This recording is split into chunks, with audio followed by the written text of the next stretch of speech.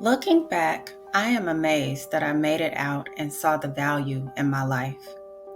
I grew up in a home where my father was abusive to my mother. She would catch him cheating, and instead of allowing her to leave, he would hit her, and they would fight to all hours of the morning. I remember one morning around 2 or 3, my mom woke us up and put us in the car. I was 9 and my brother was 7. Our dad must have not come home, and my mom went looking for him and refused to leave us home alone. She went to a lady's house, and we watched her demolish this woman's car. My dad ran outside once it was on fire and dragged my mom by her hair and threw her in the car. In that moment, I said, that would never be me. My mom eventually divorced my dad after 10 years of abuse. 10 years later, I find myself in an abusive and toxic relationship. It took me 3 years to fully escape. I will admit that things started off so great.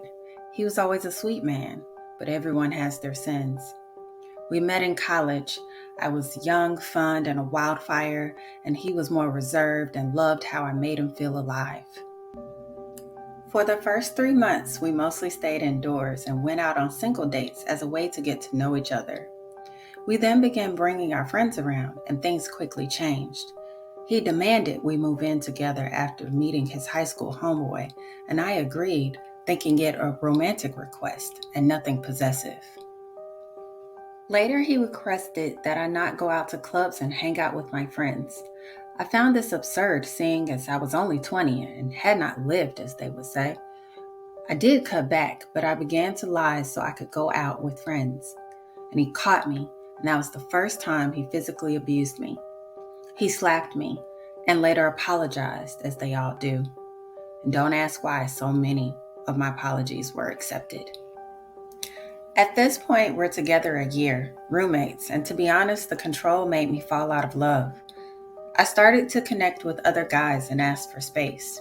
He threw me against the wall so hard the light switch broke and pierced my back. And I'm 100% fighting him back at all points because it was in my nature. He threw me down a flight of stairs. I woke up in the ER. I tried leaving once more by going to a friend's house in Louisiana.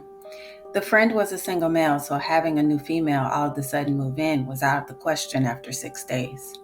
I went home to grab some things and bam, he hits me over the head with a lamp and burns my leg with the bulb, leaving me with second-degree burns.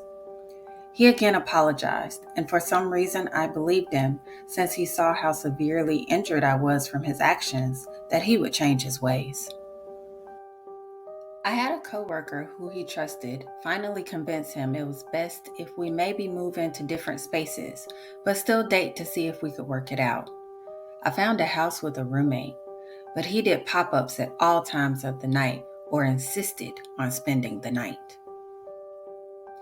He changed the abuse but was still possessive, and I took it as change. I eventually moved back in with him and the abuse started once more. I lost so many friends and could not tell my family. One day I left my computer running and he logged on and found messages from 2 years ago. He demanded I leave work and come home now. As I was walking up to the apartment, he was throwing my flat screen TV over the 2-story railing while screaming, "I love you, girl!"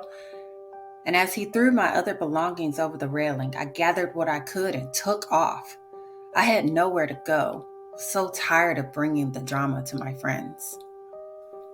I came back to my hometown and never fully disclosed to my mom why I had to move back.